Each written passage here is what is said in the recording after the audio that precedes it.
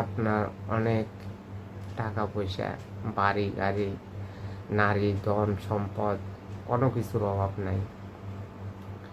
আপনার একটা বাড়ি আছে, এই বাড়ির সামনে গার্ডেন আছে, এখানে লোক লাগবে। ধরেন আপনি একটা লোক নিলেন, আমাকে নিলেন কাজের জন্য।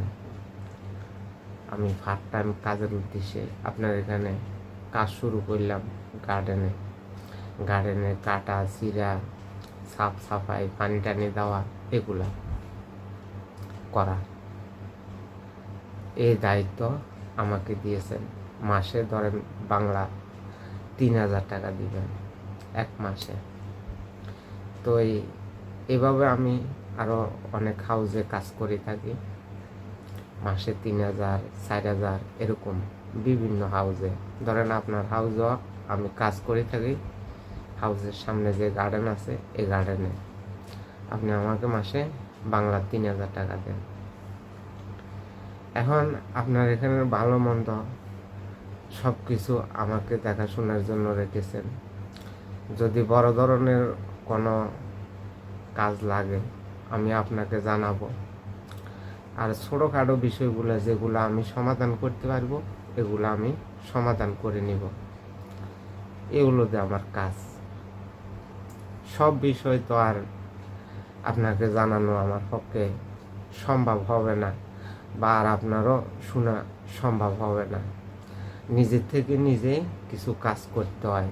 সব কিছু যে আপনার কাছে জিজ্ঞাসা করে আমি করব, এমনটা হওয়ার কথা না। যে বিষয়গুলো জানানোর দরকার, এই বিষয়গুলোই আমি আপনাকে জানাবো। আর আপনার অনুমতি অনুসারে আমি এই কাজগুলো করব। অনুমতির বাইরে গিয়ে তো আমি কোনো কাজ করা আমার পক্ষে ঠিক হবে না। এই হিসেবে আমি কাজ করব আপনার। তো আপনার যে গার্ডেনে বিভিন্ন গাছ টাছ আছে, এর ভিতরে ধরেন একটা গাছ মরে গেছে আপনার গার্ডেনে। আমি আপনার গার্ডেনে কাজ করি। তো এই গাছটা আমি এখন কি করব? এখন কি আমি আপনাকে জিজ্ঞাসা করব যে এই গাছটা তো মরে গেছে, এখন এই গাছটা কি করব?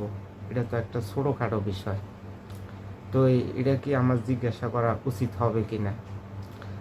তখন আমি জিজ্ঞাসা না করিয়ে এই গাছটা তুলে ফেললাম। মানে আপনার কাছে জিজ্ঞাসা করে নেই এই মরা গাছটা তোলার জন্য।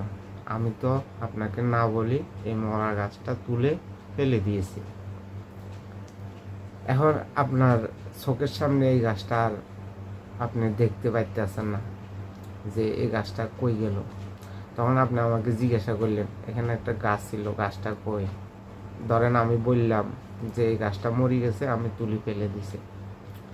তখন তো আপনি আমার সাথে রাগারাগি শুরু করলেন যে আমার ভালো গাছটা তুমি কেন তুলে ফেলছ? তোমাকে কি আমি এই জন্য টাকা দিছি আমার ভালো ভালো গাছগুলো তুলে ফেলার জন্য, তুলে ফেলে দেওয়ার জন্য? কারণ আপনার যেরকম দেমাগ, আপনি ঠিক সেরকমের কথাবার্তা বলতে আছেন। এখন আমি যদি এই গাছটা যদি না তুলতাম, তাহলেও আপনি বলতেন যে তোমাকে আমি টাকা পয়সা কেন দিতে আসি, কাজে কেন রেখেছি, এই মরা গাছটা এখানে পড়ে আছে, কেন তুমি তোলো নি? এখন আমি তোলা তো আমার অপরাধ হয়েছে, না তুললেও আমার অপরাধ হতো আপনার কাছে, আমি অপরাধী হয়ে থাকতাম। তো আমার নিজের থেকে তুললাম, তোলার পরেও আমি অপরাধী হয়ে গেলাম। আর যদি না তুলতাম তারপরে আমি আপনার কাছে অপরাধী হয়ে যেতাম।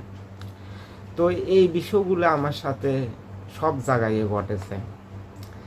এক জায়গায় এক গার্ডেনে আমি এক টমাটো গাছের মেয়াদ হলো 2-3 মাস টমাটো ধরে, এরপরে মরে যায়। তো এই মরা টমাটো গাছটা আমি কেন তুলে ফেললাম? যার কাজ করি এ বলতে আছে, এ আমার সাথে গরম হয়ে গেছে গা।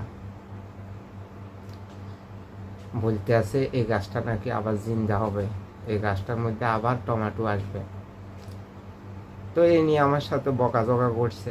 আমি তো শুনেছি বকাঝকা, আমি তো আর কিছু বলিনি, কারণ তাদের কাজকর্ম করি। এখন এখানে আমি কি বলবো? কারণ তোলাটাই আমার অপরাধ হয়েছে, আমি এটাই মনে করেছি। আর যদি আমি মরা গাছটা না তুলতাম তখনও কিন্তু আমার অপরাধী হিসেবে আমাকে বলতো যে তোমার অপরাধ হয়েছে, কেন তুমি এই মরা গাছটা তোলো নেই, টমেটো সিজন শেষ হয়ে গেছে, এখনও কেন তুমি এই টমেটো গাছ তুলে ফেলে দাও নেই, এই কথাটাই বলতো যার কাজ করি ওই লোকটা। মানে আমি তুলছি এটাও আমার অপরাধ, যদি না তুলতাম এটাও আমার অপরাধ হতো। তো এই আসলে এভাবে অনেক জায়গায় এরকম হয়েছে। আজকে এক জায়গায় কাজ করতাম, ওই জায়গার যে আমাকে কাজে রেখেছে ওই লোকটা বলতে আছে টবের মধ্যে পেঁয়াজ গাছ লাগাইছিল, তো পেঁয়াজের সিজন 2-3 মাস থাকে, তো পেঁয়াজ গাছটা মরে গেছে আর এখন পেঁয়াজ গাছটা আমি তুলে ফেলে দিছি। এখন আজকে ফোন করে আমার বলতে আছে যে আমার টবের ভিতরে যে পেঁয়াজ গাছ আসিল, আমি এখান থেকে পেঁয়াজ পাতা এগুলো খেতাম, এই পেঁয়াজ গাছটা কই? আমি কই পেঁয়াজ গাছটা মরে গেছে, আমি পেঁয়াজ গাছটা তুলে ফেলে দিছি। কই পেঁয়াজ গাছটা ভালো, কেন তুমি পেঁয়াজ গাছ তুলছ? তোমাকে কি আমি এই জন্য বেতন দিই? আর তুমি গার্ডেন সম্বন্ধে কিছু জানো না, আমারে বলতে আছে। আর যদি এই মরা পেঁয়াজ গাছটা আমি যদি না তুলতাম, এই ফতে দিয়ে আসা যাওয়ার সময় সে ভাবত যে আমি কোনো কাজে করি না। মানে আমি তুললেও অপরাধ, না তুললেও আমার অপরাধ হয়ে থাকতো, আমি অপরাধী হয়ে থাকতাম। কারণ মরা জিনিস চোখের সামনে যদি পড়ে থাকে অবশ্যই ভাববে যে আমি কাজ করি না। তো এই অনুসারে আমি গাছটা তুলে ফেলছি, কারণ মরা গাছ রাখার তো কোনো দরকার নেই এখানে। আর এখন বলতে আছে এই গাছটা নাকি ভালো, তো আমি তুললেও অপরাধ, না তুললেও অপরাধ, এই হলো অবস্থা। আমগো প্রবাসীরা এরকম মানে বহু সমস্যার সম্মুখীন আমরা হয়ে থাকি। তো এটা প্রবাসীরা ছাড়া আর কেউ এই সম্বন্ধে জানা সম্ভব না, একমাত্র প্রবাসীরা জানে। প্রবাসে যে টাকা উপার্জন করতে কত রকমের সমস্যার সম্মুখীন হতে হয় আমাদেরকে।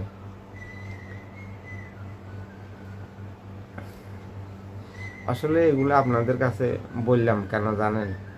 এগুলা এই জন্যই বললাম, আমার যে কষ্ট আছে এই কষ্টটা হালকা হওয়ার জন্য এই দুঃখ প্রকাশ করা।